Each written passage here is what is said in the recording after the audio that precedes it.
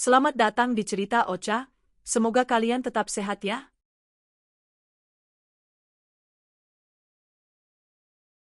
Di tepi barat Pulau Sumatera, berdiri sebuah desa nelayan kecil yang dikelilingi pepohonan kelapa, bukit hijau, dan laut biru yang memantulkan cahaya matahari.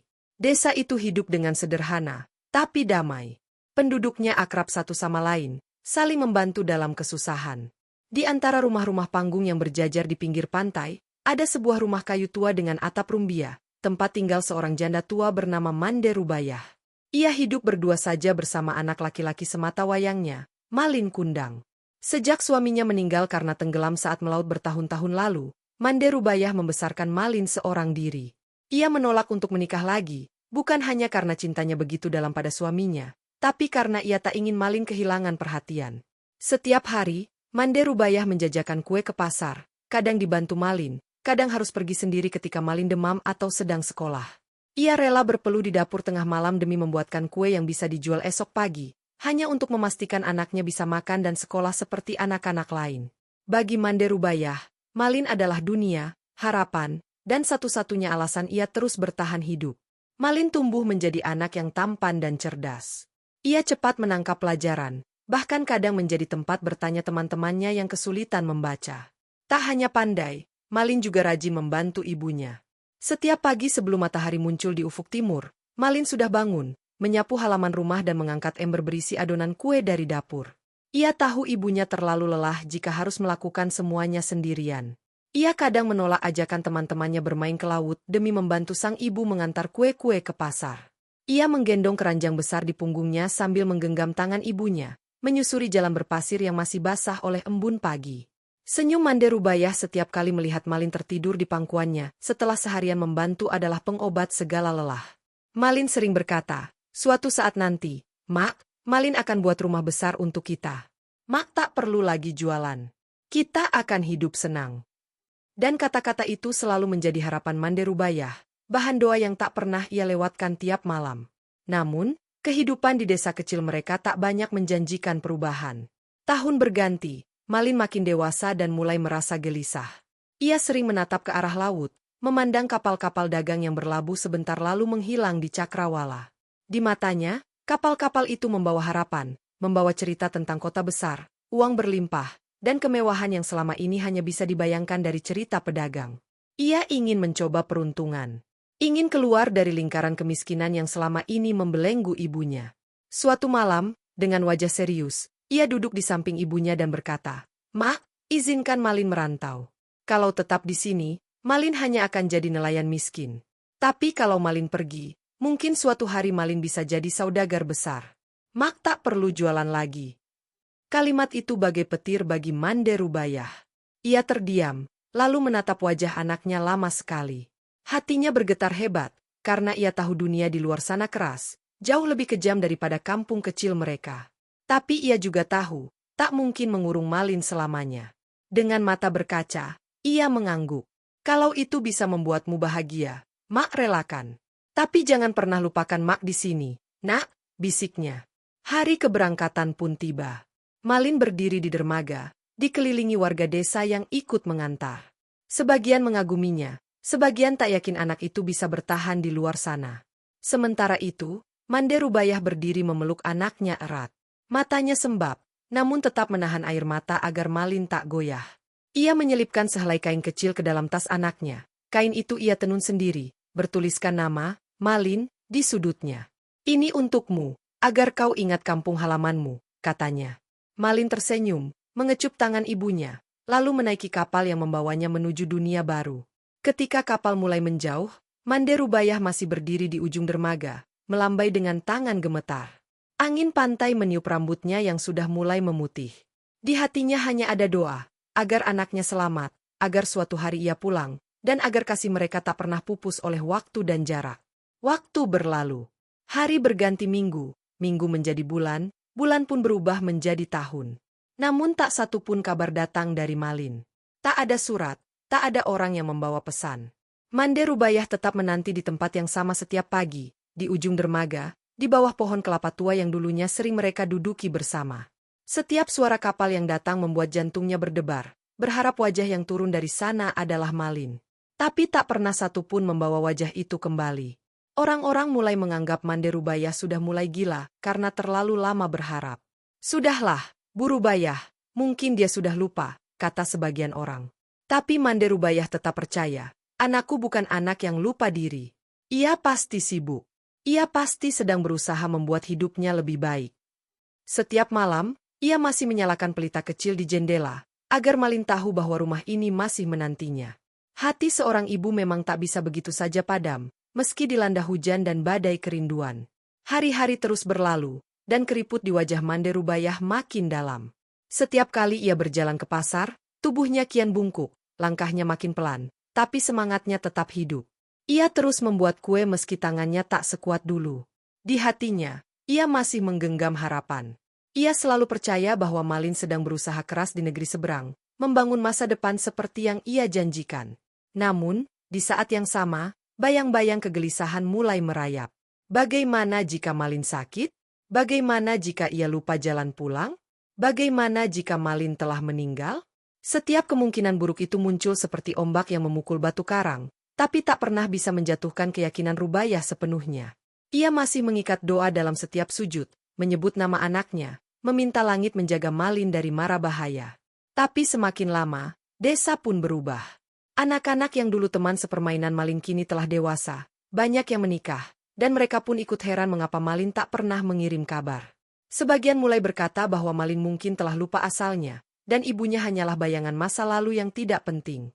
Tapi bagi Mande Rubayah, Malin tetap anak kecil yang dulu selalu tidur di pangkuannya.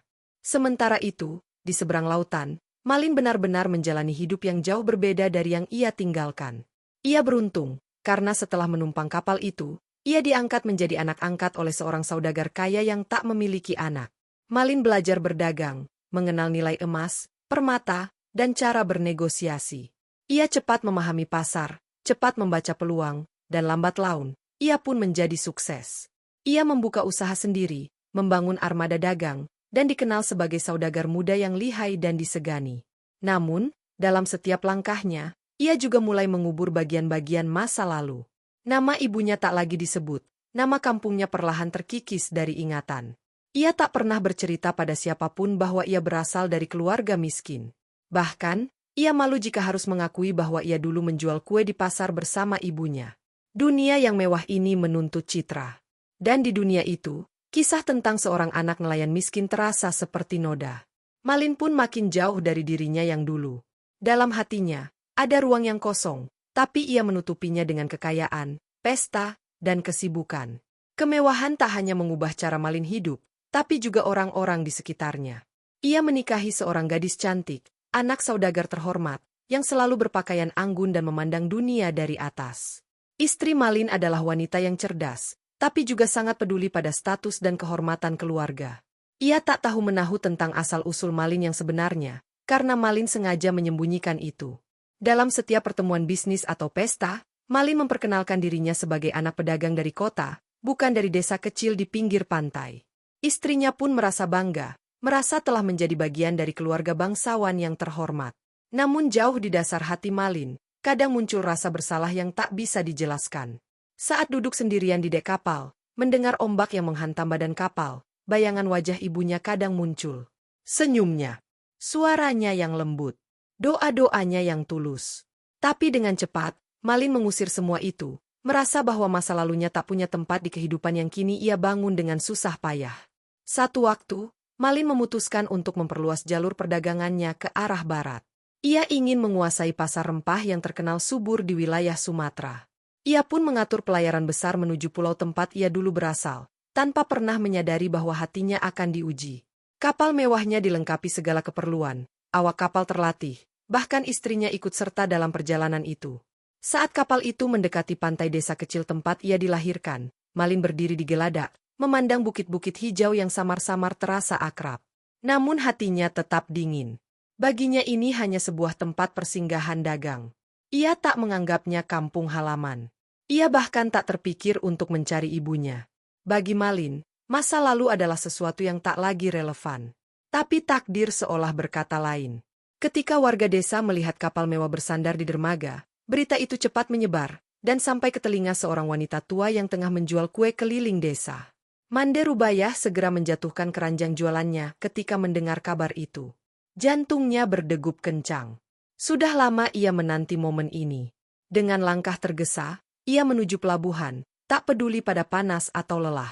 Ia tahu, ia merasa dalam hatinya, bahwa anaknya telah pulang. Ketika sampai di dermaga, matanya menatap kapal megah yang belum pernah ia lihat sebelumnya. Di sana, berdiri seorang pria gagah dengan pakaian mahal, dikelilingi awak kapal dan seorang wanita cantik berselendang emas. Namun begitu matanya menangkap wajah pria itu, tubuhnya lemas. Ia mengenali mata itu. Senyum itu. Itu adalah anaknya, Malin. Malin, anakku, kau pulang juga, bisiknya pelan, penuh haru. Ia mencoba mendekat, tangannya gemetar ingin menyentuh wajah anaknya. Tapi saat ia menyebut nama itu, Malin berpaling dengan ekspresi kaget dan bingung. Ia mundur setapak, memandangi wanita renta yang lusuh dan dekil.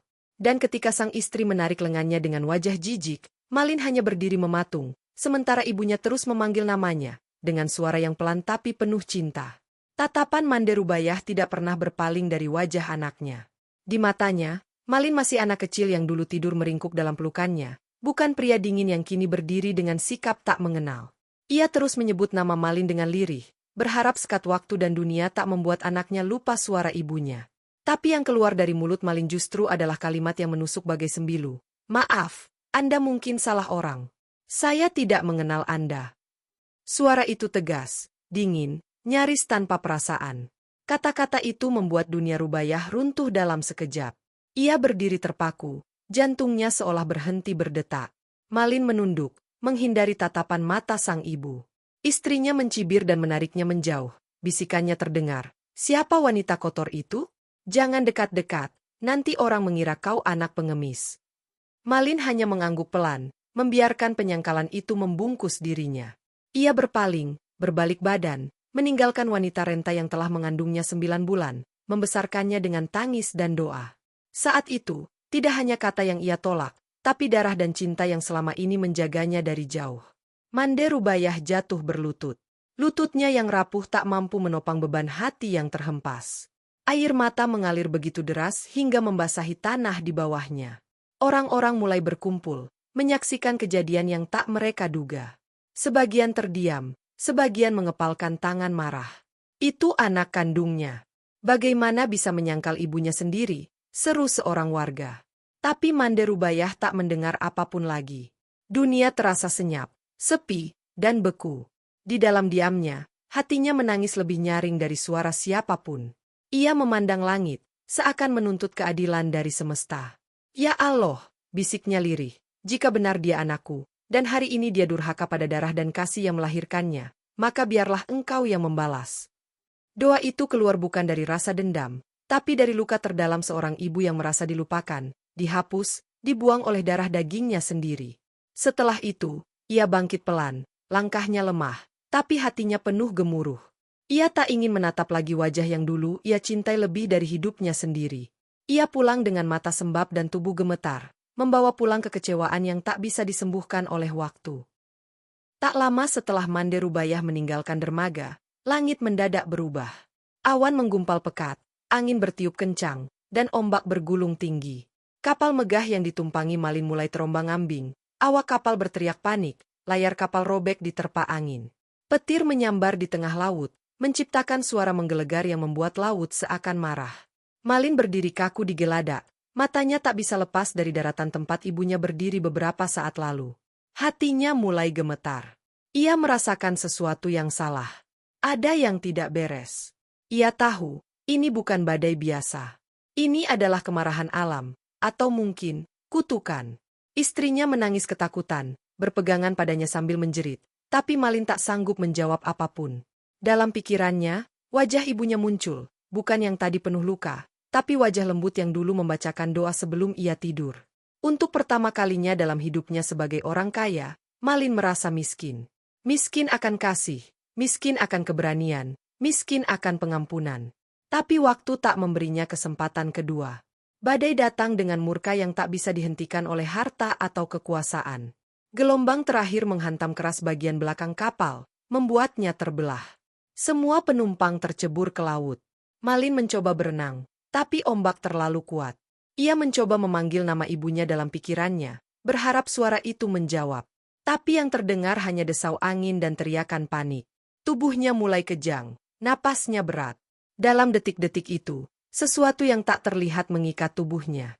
Ia merasakan kaku, dingin, dan tiba-tiba kakinya tak bisa digerakkan.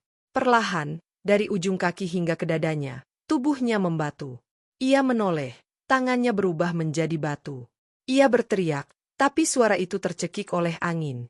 Dalam satu kilatan petir, tubuh Malin telah menjadi batu sepenuhnya. Ia berdiri kaku di tepi pantai, menatap ke laut, ke arah rumah yang dulu ia tinggalkan. Batu itu memiliki gurat wajah penderitaan, penuh sesal, dan tak bisa bergerak. Orang-orang menemukan batu itu esok harinya, dan semua tahu, kutukan seorang ibu bukanlah kutukan biasa. Itu adalah doa yang patah, cinta yang dikhianati, dan luka yang menjelma jadi keabadian. Waktu terus berjalan. Batu itu tetap berdiri di sana, di sebuah tempat yang kini dikenal sebagai Pantai Air Manis. Penduduk desa tak pernah menyentuhnya, hanya meletakkan bunga sesekali di sampingnya. Anak-anak yang lahir di desa itu akan mendengar kisahnya dari mulut ke mulut, tentang Malin Kundang, anak yang sukses tapi lupa asal, yang dibesarkan dengan kasih tanpa syarat lalu mengingkari cinta itu. Tentang seorang ibu yang hatinya seluas samudera tapi juga mampu menenggelamkan seluruh dunia jika dilukai. Mande Rubaya sendiri tak pernah terlihat lagi di pelabuhan. Ia menghabiskan sisa hidupnya di rumah, dalam kesunyian yang tenang, namun matanya tetap menatap ke laut setiap pagi. Ia tak pernah mencabut doanya, dan tak pernah menyesal telah mencintai Malin. Karena cinta ibu adalah seperti laut, ia bisa menenangkan, bisa menenggelamkan, tapi selalu abadi. Dan dari kisah ini, dunia belajar bahwa setinggi apapun kita terbang, tak pernah boleh melupakan tanah tempat kita berpijak, dan cinta yang melahirkan kita. Rumah kecil Mande Rubayah kini semakin sepi. Dindingnya lapuk dimakan usia, atapnya bocor jika hujan datang, dan pintunya berderit setiap dibuka. Tapi di dalamnya masih terjaga satu nyala, kenangan. Di sudut kamar, ada kain tenun usang yang dulu ia selipkan di tas Malin sebelum berlayar, disimpan kembali oleh warga setelah peristiwa tragis itu. Kain itu masih harum oleh rindu, meski waktu telah melarutkan warnanya. Mande Rubayah duduk setiap pagi di bangku kayu tua dekat jendela, menatap laut seperti dulu. Tapi tatapannya bukan lagi penantian. Ia menatap dengan diam, dengan pasrah, dengan luka yang tak lagi berdarah. Sesekali, warga desa datang membawa makanan atau sekadar menemani, tapi ia lebih banyak diam. Di hadapan mereka, ia tetap ramah, tapi tak banyak bicara. Dalam hatinya, ia hanya berbicara pada Malin, dalam doa, dalam bisikan, dalam tangis yang tak terlihat. Ia masih menyebut nama anaknya sebelum tidur, tapi bukan lagi dengan harapan pulang, melainkan dengan harapan damai di alam sana, jika memang anaknya telah pergi. Nak, Mak maafkan kamu, meski kamu tak pernah minta. Anak-anak kecil di desa sering bermain di sekitar batu Malin. Mereka memanjatnya, bersembunyi di belakangnya, tapi tidak ada satupun yang berani berkata kasar pada batu itu. Orang tua mereka telah mewanti-wanti, itu bukan batu biasa. Itu anak durhaka yang dikutuk ibunya sendiri. Cerita itu diceritakan dari generasi ke generasi, bukan untuk menakut-nakuti, tapi sebagai pelajaran. Tapi ada satu anak kecil, perempuan dengan mata jernih dan suara lembut, yang selalu membawa bunga dan meletakkannya di atas batu itu.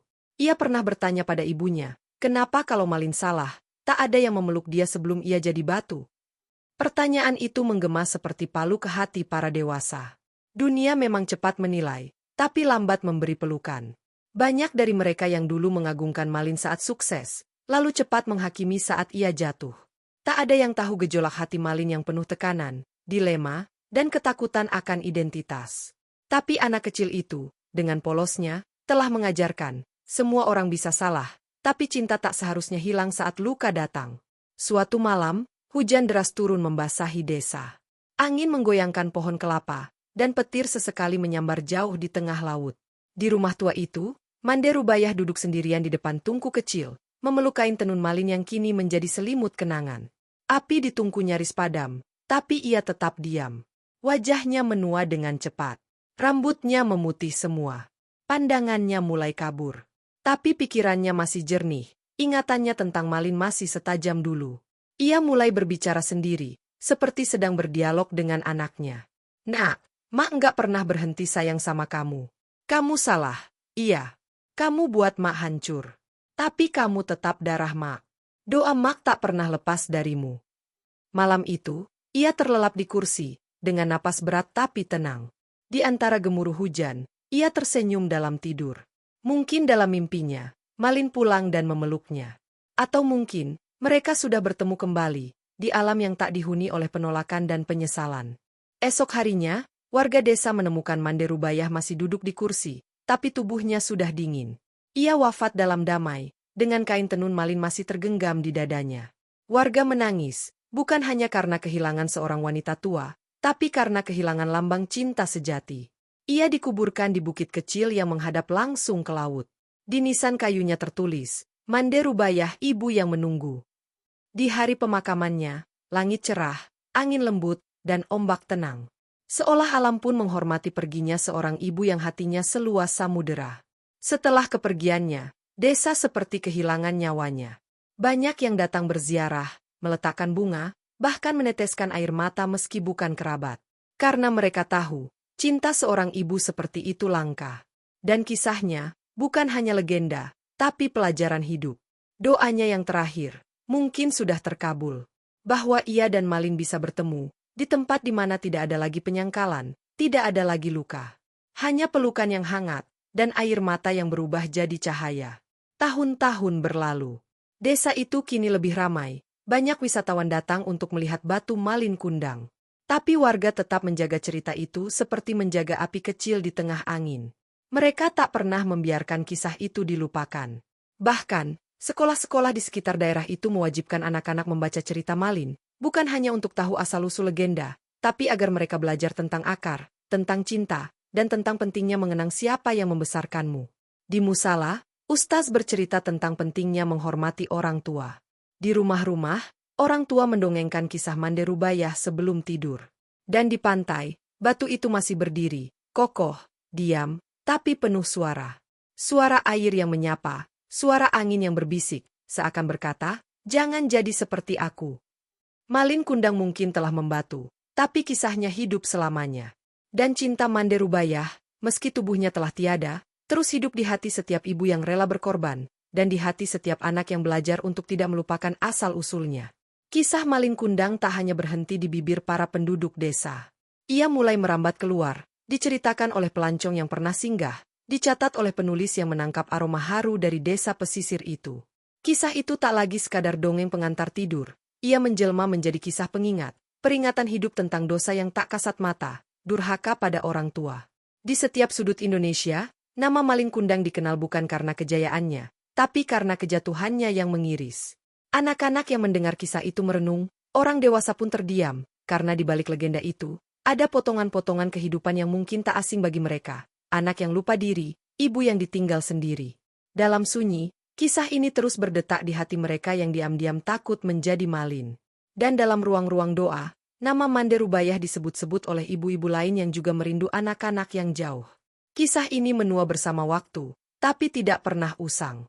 Ia tinggal di dalam dada setiap orang yang pernah merasa kehilangan, merasa dilupakan, atau merasa mencintai tanpa sempat dicintai kembali. Suatu pagi, di pantai yang sama, seorang pemuda duduk sendirian. Ia adalah generasi baru, lahir jauh setelah batu Malin berdiri. Tapi ia tumbuh dengan cerita itu, seperti orang Minang lainnya. Ia duduk memandangi batu itu, angin menerpa rambutnya, dan suara ombak menyatu dengan pikirannya yang gaduh.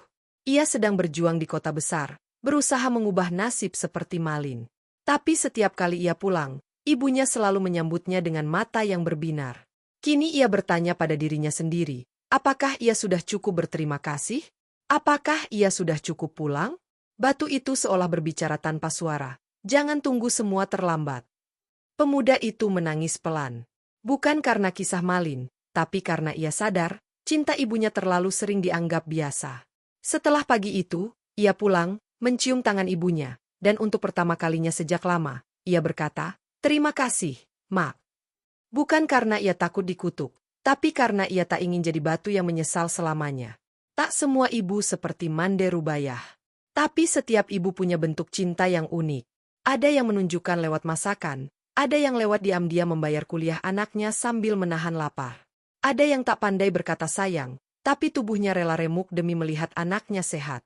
Dalam kisah Malin Kundang, cinta ibu ditunjukkan dalam bentuk yang paling tragis. Ia rela patah hati asal anaknya bisa bahagia. Dan ketika patah itu dikhianati, doa menjadi senjata terakhir. Tapi di luar sana, banyak ibu yang doanya tak terdengar, tapi tetap terus memeluk anaknya dengan cara yang tak kasat mata. Mereka menyulam pengampunan dalam setiap malam panjang, memaafkan meski tak diminta. Kisah Malin mengajarkan kita bahwa cinta ibu adalah bahan bakar hidup. Tanpa itu, kita mungkin bisa melangkah jauh, tapi hati akan kosong, dan arah akan hilang. Sebab seorang ibu, sejauh apapun kita pergi, tetap menjadi tempat kembali, selalu, bahkan saat kita tak layak lagi disambut. Suatu malam, langit cerah tanpa bintang. Angin bertiup lembut di pantai air manis. Di atas batu Malin, sesosok tua duduk dengan tenang, seolah sedang berbincang dengan batu itu. Ia seorang peziarah dari jauh, yang mendengar kisah ini bertahun-tahun lalu, dan baru kini datang melihat sendiri. Ia menunduk, menyentuh batu dingin itu, lalu berdoa. Tuhan, jika jiwa Malin masih terkurung di sini, bebaskanlah. Ia sudah cukup lama menyesal. Malam itu, tidak ada suara, tidak ada cahaya. Tapi konon, keesokan harinya, ada bunga putih tumbuh di samping batu itu. Tak ada yang tahu siapa yang menanam. Mungkin angin, mungkin ombak. Tapi banyak percaya, bahkan batu pun berdoa, jika luka yang ia tanggung adalah luka hati seorang anak yang gagal pulang. Dan mungkin, doa batu lebih tulus daripada manusia yang terus menyimpan kesombongan dalam dagingnya. Kita semua adalah cermin kecil dari Malin Kundang. Kita pernah lupa. Kita pernah merasa terlalu sibuk untuk sekadar menanyakan kabar. Kita pernah merasa malu pada asal kita, pada bahasa ibu kita, pada kesederhanaan rumah kita. Tapi lewat kisah ini, kita diingatkan, bukan siapa yang kita jadi nanti yang penting, tapi siapa yang kita tinggalkan dalam perjalanan itu. Jika kita sukses tapi tak pulang, apakah itu benar-benar kemenangan? Jika kita dihormati dunia tapi tak tahu membalas cinta ibu, apakah itu betul-betul kemuliaan? Batu Malin bukan sekadar simbol hukuman. Ia adalah cermin. Dan saat kita menatapnya, seharusnya kita bertanya, sudahkah aku menjadi anak yang pulang sebelum ibuku tak lagi ada untuk membuka pintu? Kisah ini tak memaksa kita untuk takut. Ia mengajak kita untuk sadar bahwa cinta itu tak abadi. Jika tak kita jaga, maka yang tersisa hanyalah penyesalan yang membatu selamanya. Ada banyak anak yang berkata akan pulang setelah sukses. Banyak yang menjanjikan rumah besar untuk orang tua, pakaian indah, dan kehidupan nyaman. Tapi waktu bukan karet, dan janji bukan selimut hangat yang bisa menunda dingin. Mande Rubayah menunggu, bukan karena ia ingin rumah besar atau emas bertumpuk. Ia hanya ingin satu, anaknya kembali. Bukan kembali dengan kapal, kekayaan, atau gelar, tapi kembali sebagai anak yang dulu pernah memeluknya saat hujan, yang menangis di pelukannya ketika takut petir. Namun Malin memilih tidak pulang. Bahkan ketika berdiri di dermaga yang sama, ia tetap tak pulang ke hati ibunya. Dan itu adalah kegagalan terbesar. Karena sejauh apapun kita pergi, pulang bukan soal tempat, ia soal hati. Dan Malin, dengan semua pencapaiannya, tak pernah benar-benar pulang. Itulah yang membuat kisah ini tetap pedih. Ia tak mati karena badai. Ia mati dalam hidup, dalam keangkuhan, dan dalam pengingkaran pada cinta yang melahirkannya. Batu itu, yang berdiri kokoh di pantai air manis, tak punya suara. Ia tak bisa berkata, maaf. Tak bisa menjerit, tak bisa menangis. Tapi mereka yang memandangnya dengan hati, bisa merasakan tangis yang membeku di dalamnya. Ada luka yang tak pernah kering, ada air mata yang tak bisa mengalir, karena batu tak punya saluran untuk kesedihan. Tapi hati manusia punya. Maka sebelum kita membatu oleh kesibukan, oleh gengsi, oleh rasa malu akan akar kita, menangislah. Datanglah. Peluklah ibu. Jangan menunggu hingga satu-satunya pelukan yang tersisa hanyalah nisan. Jangan biarkan permintaan maafmu datang terlambat. Karena tidak semua orang punya kesempatan kedua. Dan jika kisah Malin adalah peringatan, maka batu itu adalah saksi bahwa cinta yang ditolak bisa menjelma jadi kutukan. Bukan dari doa ibu, tapi dari semesta yang marah karena cinta disia-siakan. Tapi tidak semua kisah harus berakhir seperti Malin. Kisah itu bisa berubah jika kita mau mendengarkan. Banyak anak hari ini yang membaca cerita Malin dan merasa terpukul. Mereka menangis diam-diam, lalu mengambil ponsel dan menghubungi ibunya. "Mak, apa kabar? Aku kangen." Dan itu cukup untuk menyelamatkan satu hati dari membatu. Di dunia yang serba cepat ini, kadang cinta ibu terlewat tanpa disadari. Ia memasak tapi tak dimakan. Ia menelepon tapi tak diangkat. Ia mendoakan tapi tak diingat. Padahal hanya itu yang ia punya. Dan kisah Malin, sekelam apapun, bisa menjadi cahaya kalau kita biarkan hati kita terbuka. Kita tak perlu menunggu jadi batu untuk sadar. Cukup dengan pulang. Cukup dengan memeluk. Cukup dengan mengatakan, terima kasih, Mak. Karena kadang, surga itu tak jauh. Ia hanya sejauh panggilan telepon yang kita tunda, atau pelukan yang tak sempat diberikan. Di desa itu kini, generasi demi generasi terus tumbuh. Tapi kisah Malin tak pernah mati. Ia diceritakan dalam drama sekolah, dalam doa malam, dalam tangis ibu yang anaknya sedang merantau. Kisah itu menjadi warisan yang tak tertulis, tapi tertanam kuat dalam tanah dan laut desa itu. Bahkan saat teknologi datang, dan anak-anak mulai mengenal layar lebih daripada langit, para orang tua tetap menjaga cerita itu. Karena mereka tahu, anak-anak perlu diingatkan bahwa cinta itu bukan hak, tapi berkah. Dan berkah bisa hilang jika kita buta oleh dunia. Batu Malin bukan patung kebanggaan. Ia adalah alarm sunyi, bahwa keberhasilan tanpa kasih adalah kehampaan. Dan desa itu, dengan segala ketenangannya, menjadi penjaga kisah cinta yang terluka. Malin mungkin sudah lama pergi, tapi lukanya menjadi pelajaran yang hidup dalam tiap dada yang pernah merasa rindu tapi tak tahu bagaimana cara pulang. Kini kisah Malin Kundang sudah sampai di akhir. Tapi seperti semua kisah yang besar, ia tak pernah benar-benar selesai. Ia hanya menunggu untuk dibaca ulang, direnungi ulang, dan mungkin dihidupi ulang. Dalam bentuk yang berbeda, dalam zaman yang berbeda. Mungkin kamu bukan Malin, tapi kamu mengenal seseorang yang hampir jadi Malin. Mungkin kamu bukan Manderubayah, tapi kamu punya cinta yang terabaikan. Maka jadikan kisah ini bukan hanya dongeng, tapi cermin. Tanyakan pada diri sendiri, apakah aku sudah pulang hari ini? Karena pulang bukan soal jarak. Ia soal keberanian untuk mengakui, untuk mencinta, dan untuk berterima kasih. Jika kamu pernah menyakiti ibumu, masih ada waktu. Jika kamu pernah lupa, masih ada jalan kembali. Karena selama hati masih hidup, kamu belum jadi batu. Dan selama itu pula, doa ibu masih bisa menjadi jembatan menuju pengampunan. Hikmah yang bisa dipetik dari kisah Malin Kundang. 1. Hormatilah orang tua, terutama ibu, karena doa dan restu mereka adalah kunci keberkahan hidup. Malin Kundang telah menunjukkan bahwa setinggi apapun kesuksesan seseorang, jika ia melupakan atau menyakiti orang tuanya, terutama ibunya yang telah melahirkannya dengan pengorbanan besar, maka kesuksesan itu tidak berarti dan bisa berubah menjadi kehancuran. 2. Kesombongan dapat menghancurkan segalanya. Malin berubah menjadi pribadi yang sombong setelah kaya raya. Ia malu mengakui ibunya karena penampilannya yang sederhana. Padahal, kesombongan adalah awal dari kehancuran, dan Malin menjadi contoh nyata bagaimana kesombongan bisa menghancurkan seseorang seutuhnya. 3. Tidak ada keberhasilan sejati jika mengorbankan cinta dan kasih sayang. Malin mengejar kekayaan, tapi melupakan kasih sayang tulus yang membesarkannya. Kisah ini mengajarkan bahwa cinta dari keluarga, terutama dari seorang ibu, jauh lebih berharga daripada materi. 4. Doa ibu sangat kuat, bisa menjadi berkah atau musibah. Doa ibu bisa mengangkat anak ke tempat tertinggi, tapi jika hatinya dilukai dan ia berdoa dalam kesedihan, maka doanya pun bisa menjadi bentuk peringatan dari Tuhan. Surat Al-Isra, 17, ayat 23. Artinya, dan Tuhanmu telah memerintahkan agar kamu jangan menyembah selain Dia dan hendaklah kamu berbuat baik kepada ibu bapakmu. Jika salah seorang di antara keduanya atau kedua-duanya sampai berumur lanjut dalam pemeliharaanmu, maka janganlah sekali-kali kamu mengatakan kepada keduanya perkataan, "Ah," dan janganlah kamu membentak mereka, dan ucapkanlah kepada mereka perkataan yang mulia. Quran Surat Al-Isra, 23. Kisah Malin Kundang bukan sekadar legenda rakyat, tapi juga cermin kehidupan dan peringatan spiritual bagi siapapun yang lupa akan jasa dan cinta orang tua. Semoga kita semua termasuk dalam golongan anak-anak yang berbakti, bersyukur, dan penuh kasih sayang kepada orang tua. Terima kasih sudah menonton dan mendengarkan cerita Ocha. Jangan lupa like, comment, dan subscribe.